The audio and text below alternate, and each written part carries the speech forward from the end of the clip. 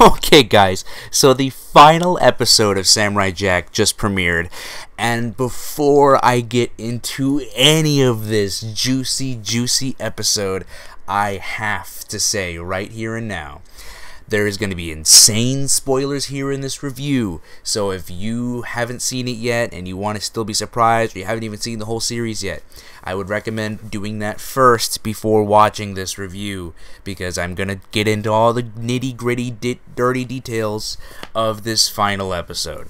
So that's your warning, and let's get into it. So, I really liked this episode. And I went into this episode thinking, what the fuck are they gonna do? And I have to say something. For all of the people out there that kept commenting and that kept saying and that kept knowing for certain that Jack was gonna stay in the future, he was never gonna go back to the past. It's been foreshadowed throughout the entirety of this new season, bruh. How does it feel to see that Jack actually did make it back to the past? Not gonna lie, the possibility of him staying in the future, it could have happened. That was totally plausible. But let me tell you something. He stays in the future. That's the biggest slap to the face to all of the fans that have been watching this since the early 2000s when Season 1 premiered. I think I would have ever seen in television history. Because even in the opening intro, the whole point of the series was Jack trying to find a way back to the past to defeat Aku. If at the season finale, the series finale, that doesn't happen, that's a big cock tease slap to the fans. So, while yes, the possibility of him staying in the future could have happened, but it wasn't going to happen. And there were so many people that tried to say that this season so far had been doing nothing but foreshadowing it, and I couldn't disagree more. Because of the fact that Jack expelled the evil that was telling him that there was no hope, but the fact that Jack kept telling him, no, screw you, there is hope, I always find a way, I've always done that before, so it's not going to change now. I don't care if Aku says there's no more portals, it doesn't matter, I've always found a way out before, there's still hope, there's always hope. People try to take these small things and try to say, oh, it had been foreshadowed. No. If anything, it's been foreshadowed since the early Season 1 that he was going to go back to the past eventually. Anyway, so we get an epic battle. An epic battle between not just Jack and Aku this episode, but every person that Jack has saved fighting against Aku. What I will say is a bit weird is the HD TV televised monitor that's showing up conveniently, that it just so happens that everyone that Jack has ever fought against is just so happened to be watching this channel. And how does Aku have televised equipment in his lair? I get he's magic and I'm sure he could link it up magically, but still, and even with the ravers, how did that big how is that a TV? I don't know how that was a TV in the rave area.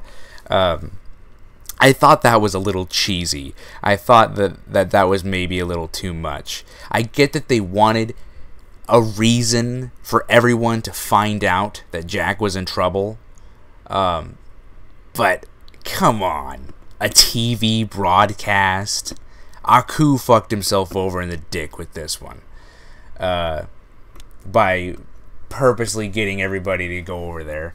But we see everyone, even the people we hadn't seen yet this season, like the dogs from the first premiere movie, and the Jump Good monkeys.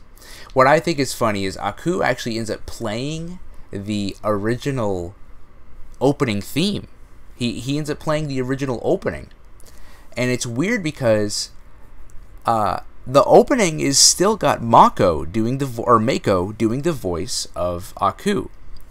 And then literally right after the opening plays, because it's got the old opening, the foolish samurai warrior, trying to kill me and blah blah blah blah blah, and then immediately after this cuts off, it's Aku interrupting the opening sequence, and it's his new voice. It's Greg Baldwin, and when he did really good this episode. Like I said, his voice for me has been so off and on. His premiere episode was all right. The episode after that was really not that good. Then the episode after that, where I heard Aku, he sounded great again, and now he sounds great once again. So his voice for me has just been off and on. It's I guess the episodes or the performances or the days, he was just having some off days. But anyway, Aku interrupts the televised sequence and just shows that, look, I've captured Jack, I've got his sword, and he just shows that he's basically going to try to kill him live on TV. He tries to get Ashi to do it, but basically before she does, his wall explodes, and conveniently all of the people who tried to save Jack, or who Jack had saved, are there to save him.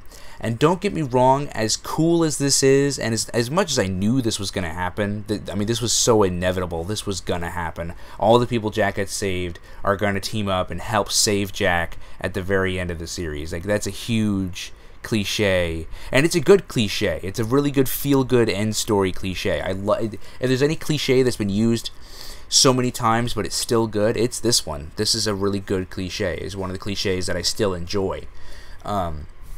But as much as I was smiling ear to ear while watching this sequence, I'm not afraid to admit that this was one cheesy scene. This was really cheesy. I'm not gonna say it was lame, because like I said, I thought it was a kind of cool, and I really like this cliche, but it's really cheesy. Like, you really got to get past the cheese to really enjoy this, and you've really got to be a fan of Samurai Jack to enjoy this. And I'm talking a hardcore fan, like you marathoned the first 4 seasons before going into season 5, like I did, to really enjoy this, because you're finally getting back all these characters that you just saw not just a few months ago back. And you were talking about everyone. We're talking about the archers, which are hilariously enough riding on the those mammoth creatures. So they're teaming up, and then the jump good monkeys are going up and hitting Aku in the eye. And he said, "What are those, flying monkeys?" And he says, "No, jump good." And we get to see the 300 Spartans are even back, so that's cool. But Jack's trying to get his sword back because he hid his sword, and he's basically fighting Ashi. Aku creates these mini shadow clone demon things of himself to fight against Jack's friends. And it seems to be a pretty even battle, because Aku is basically kicking their asses, but then they start to kick their asses too.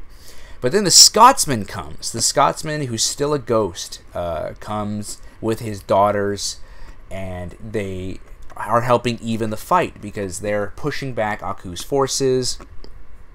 And in fact, it makes me wish that the Scotsman still had his body, because Scotsman would have kicked so much ass in this fight with his because his sword was magic too, and his machine gun leg. He still kicks ass here, but he's just a spirit. He's not. He doesn't have his physical body.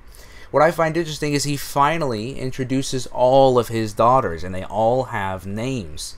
And he actually tries to offer one of them to Jack. He said, "I would be honored if you were to take one of them, and you were to marry them."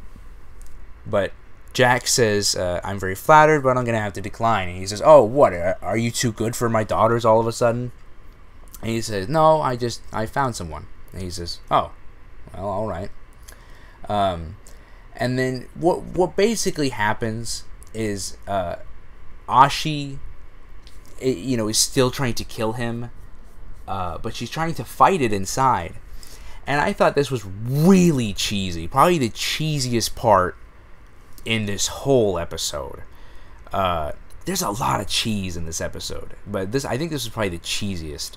It's when basically she turns into this liquid form and is trying to attack him, but he ends up getting kind of sucked into her, and so he's able to kind of see the real her on the inside. You know where this is going. You've seen this a million times. And he says, "Fight it, Ashi," and she says, "I can't," and he says, "I love you."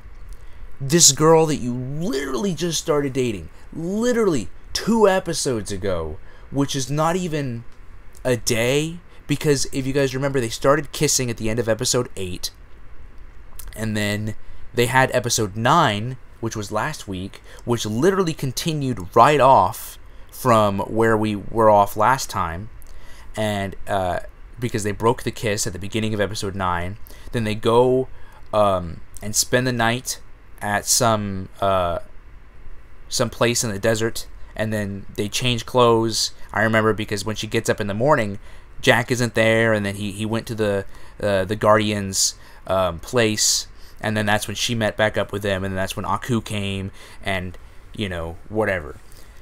He admitted, or they both admitted they had feelings for each other literally 2 episodes ago, which was technically 1 day ago. Technically, because this is still happening on that day. So this technically happened only a day ago, and he's already telling her, "Ashi, I love you."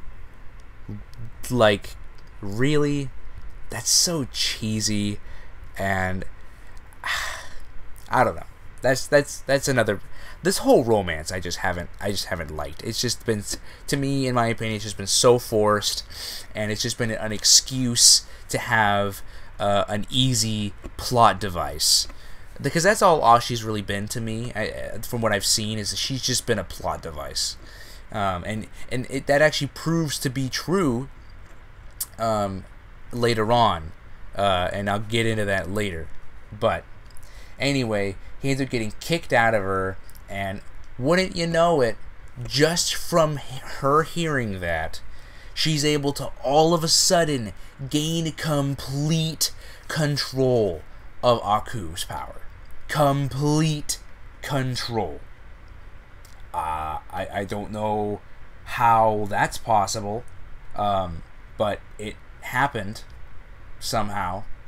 Because that doesn't make any sense to me. Because how was she able to gain complete control of Aku's power? How? I literally don't understand how she was able to do that. Because he was literally able to control her. Like, he was literally able to just freaking control her. I don't know. Anyway, so basically she has all of his powers now. And I thought this was so smart, because I never thought of this.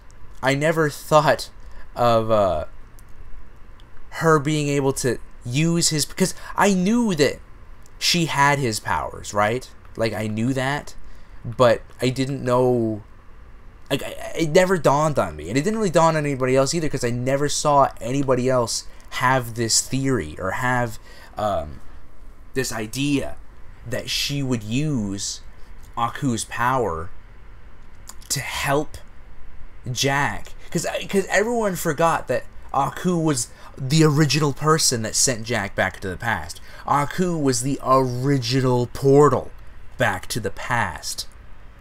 So basically Ashi fights off back Aku, and she ends up using her Screech Breath to open a portal in time, grab Jack's sword, and take Jack with her back to the past. It actually happened. Like, I didn't think of that, and I kind of feel stupid for not thinking that, because it's literally been in the opening of every Samurai Jack episode. Aku would always say, "I throw open a portal in time," and I threw Jack into it.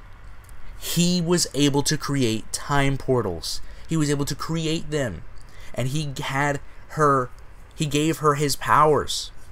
I can't believe I didn't think of that. But basically, they go back in time, and Aku sees them go back in time, and he's just like, shit. And it's funny because when we go back to the past, it leaves off where episode 1 ended originally, where he slams Aku down on the ground, and he's about to kill him, and Aku actually does still send Jack into the future. He actually does still send him into the future. That Jack. So I wonder if technically we officially have a alternate timeline now, or an endless timeline for Samurai Jack, because he went into the future, right? That Jack went into the future, into another timeline, because that's technically what this is. They're going to another timeline, right? Unless they decide to make their universe work differently, and if Jack kills Aku in the past, then he really does die in the future, and it really does change the future, then the Jack in the future will fade away. But if it doesn't work like that, Jack will kill Aku in the past, but Aku exists in the future timeline that he just sent the I know this is confusing, but the Jack to, the one we just saw before future Jack comes back, and then that Jack would have to search and do the 4 or 5 seasons all over again in that future, and then find Ashi again, and they meet, and they go back to the past and beat Aku again, and he sends him back to the future, and so on and so forth. So there's one timeline that is always continuing with this story, which I find incredibly interesting, because that kind of proves that you could rewatch this a million times and it still kind of makes sense, because he still sends him into the future, so he'd still have to fight the Aku of the future, if they're like letting it work that way. But anyway, he sent him into the future, and then Ashi and Jack appear from the future, and he says, "You're back already?" And basically Jack is fucking furious, and he starts laying a beat down on Aku, and he ends him. He kills Aku. Aku is dead, and this feels so satisfying to me.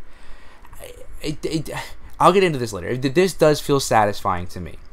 And Aku, or not, I keep saying Aku. Ashi goes down to the ground after this happened, and she says, I felt Aku leave me. She felt his presence and his energy and his power leave her, but she was okay for that moment. And so we're going back through Jack's village, through Jack's time, seeing all of the monks, seeing the original arrow guy that he beat when they were having that contest, when they were training, and then you got the people who trained him, and apparently Jack is about to get married. We even see Jack's mother and Jack's father once again, and Jack is about to get married to Ashi. My guess is this is literally just when they got back, because my dude Jack, this man, they won't let him be happy for anything. And as much as I hate this forced relationship, as much as I hate this relationship and I think that it's forced, with this ending, I would have been okay with Jack marrying Ashi and that being the end of it, because at least Jack would have been happy, right? At least that would have happened, because he's such a super nice guy, and he's so naive, and he deserves this. And he saved an entire timeline, and he saved 2 entire timelines, the future timeline and the past timeline. He saved billions of people, trillions even. But basically what happens is it's his wedding day, and he's about to get married to Ashi, and they played this up, because I was like, oh, this is so nice, and then all of a sudden she starts to fall, and I was like, no, they're doing this. They're really doing this. Because I was thinking about that. I was like, I wonder why she didn't vanish too, because technically she was created by Aku, and I don't know. But I guess that does mean that the future timeline does fade, because, well, maybe not the future timeline, but I don't know. But anyway, she falls to the ground, and she fades away. And all she tells him is, I wouldn't exist without Aku, which I find weird because how was she able to exist? Because they already killed him. This had to, maybe this is like, what, a week later? Let's just say that this is a day later. Let's just say this is later that day, even. If she can't exist without Aku, how did that take so long? If they killed Aku, is there like a processing time? Is this like when you get a refund on a MasterCard, how it takes a few days? Is that like the magic with Aku? Like when Aku dies, does he have a policy that it takes 3 to 5 business days in order for things to go back to the way they should? Shit. For things to go back to the way they should. But I don't know. Anyway, yeah. So she dies, or she doesn't die. She dies, and my boy Jack, I feel so sorry for him. He can never have anything he wants, and he's forever alone. But that's not how it ends. It still goes on a little bit further. It still has, basically he rides on a horse into this dark forest with no leaves, and he finds, this is beautifully symbolic, he finds a ladybug, which, if you guys, of course, remember, if you've been watching this 5th season at all, you would know that the ladybug was what Ashi used to find out that there was any life outside of Aku, anything that she thought was beautiful, or anything that she thought was other than anything that wasn't Aku, you know. And so when he finds this, it's just beautiful symbolism, because he basically, it lands on his finger, then he raises his hand up in the sky, the ladybug flies away, which is basically him realizing that this is all for the best. He's finally let all of the future subside. You know, he's finally let this all move past him. There's finally no more connections he has to the future. And then some light shines down on the beautiful meadows, and then, because it was all black and white earlier, but now it's all in beautiful color, and then that's it. The episode ends. Satisfying? Yes, very satisfying. But I don't know. I'm not going to say it, because it was kind of rushed. Kind of. And I say that in the most least disrespectful way, because I loved this entire 5th season. This was some of the best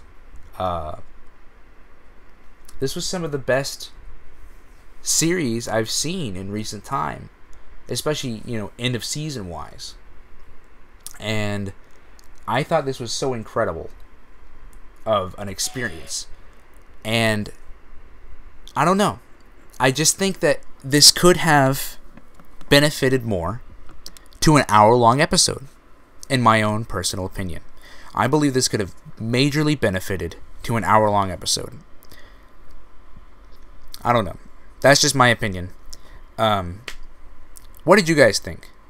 What did you guys think about this episode? Because honestly, could you imagine if, like, after this all happened, after the wedding, and after he let the butterfly fly off into the distance, if he was exploring his past again? Because, yeah, we saw some of it just then, but imagine if he was exploring it even more, and then he found things in the past that reminded him of things in the future, or showed him that the things in the future are going to come still, but the good things. Like, he finds maybe some early members of the tribe of people who were those archers that, because they're thousands of years old, right? Because they've been up there forever. What if he found early members of their group, or what if he found some early Scotsmen members that would eventually become the Scotsmen that we know over ancestry and over time. I think it would have been cool if we got a lot more time to explore, but we didn't. And that's okay. That's okay. We didn't need that. We didn't need it. I'm personally not a fan, because I'm just discussing the episode right now, but I'm personally not a fan of when a series has the climax in the final episode, because that usually feels rushed unless the climax is completed before the 15-minute mark, because then they've still got the second half of the episode to do all of the lore and the explanations. But that's not what happened here, because we still got to the 15-minute mark, and then it went to commercial, and it still didn't get, you know, anywhere where it needed to be. They finally didn't end up defeating Aku until, I remember specifically, the 10:20 mark, which left 5 or 6 minutes left for them to show the wedding, for them to do all of that. I didn't actually think they were gonna, because I thought that if Jack did go back to the past, then I was like, okay, so you're telling me that they're gonna have the final climactic battle between Jack and Aku in the future. Jack's gonna go back to the past and defeat Aku back there, all in the same episode, and they're gonna try to tie up all the loose ends all in the same episode. I'm not gonna say that it didn't work, but it's I don't know. It's definitely, I liked it. I really liked this episode. In fact, you know what? I'll say I loved this episode. It's just, I wish it was longer, because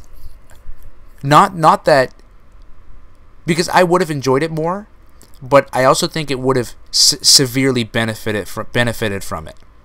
Because I want you to imagine, say, I don't know, Star Wars. Okay, so like, say they shoot the missiles and they blow up the Death Star for the climax, right? How long was that? That was like a 30-minute scene, 20, 25-minute, 30-minute scene, something like that. And then I want you to imagine that in the final 3 or 4 minutes of the movie, they show the award ceremony, and then that's at the credits. You know? It's like there was no loose ends that were tied up. No nothing. Then again, I guess they had sequels, so I mean, they had an excuse. But well, I guess we could say the episode 6. I guess, like, imagine he killed Darth Vader, and then they just had 2 minutes of going to the Ewoks, and then that was it. I don't know. You get what I'm trying to say. Like, I would have preferred maybe a little bit more time to just be able to relax, because Jack is back in the past. Jack has defeated Aku. Let's just relax. Let's just see some stuff. Let's explore the world. We're not in the future anymore. Aku is dead. There's no more danger. Let's just explore and experience the lore and the world of Samurai Jack. But those are my only gripes. Otherwise, this was a great episode, a great finale, and a great send-off to Samurai Jack. Comment down below what you guys thought about this episode. And I am so excited to talk to you guys about this. Talk to you guys soon. Bye.